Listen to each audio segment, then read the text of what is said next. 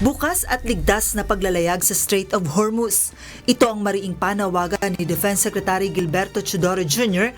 sa gitna ng nagpapatuloy na tensyon sa gitnang silangan, bunsod ng digmaan sa pagitan ng Estados Unidos, Israel at Iran.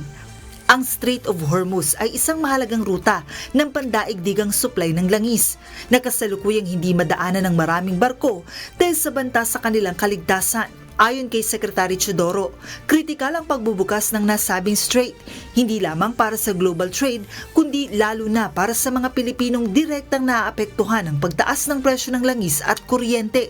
That is why it is of vital importance to us that the Straits of Hormuz be opened immediately and kept safe, not only for the seafarers, but also for Philippine consumers.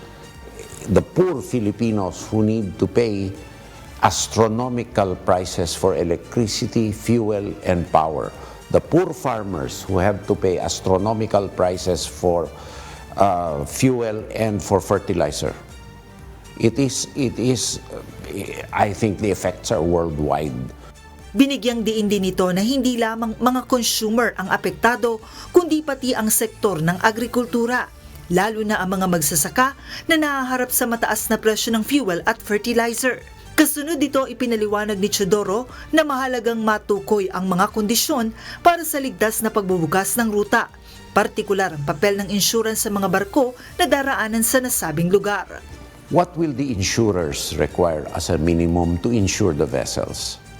And we present from that, because without adequate vessel insurance, maritime insurance, nothing will move. So, let's see their comfort zone.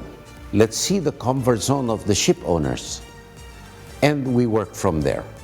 Samantala, sa gitna ng kabi-kabilang geopolitical tension sa iba't ibang rehiyon sa mundo, sinabi ng kalihim na patuloy ang pakikipagtulungan ng Pilipinas sa ibang mga bansa tulad ng France upang mapalakas ang seguridad at defense cooperation nito.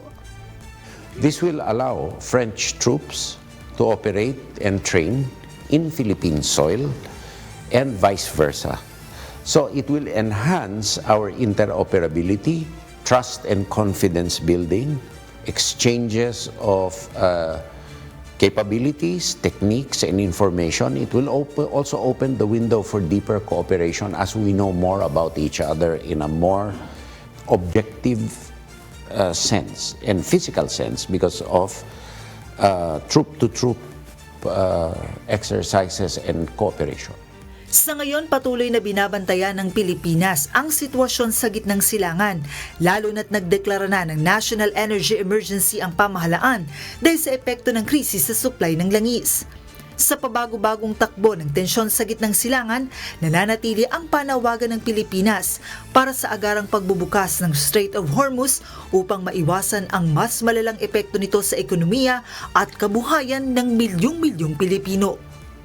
Joan Nano, humahataw sa balita ngayon.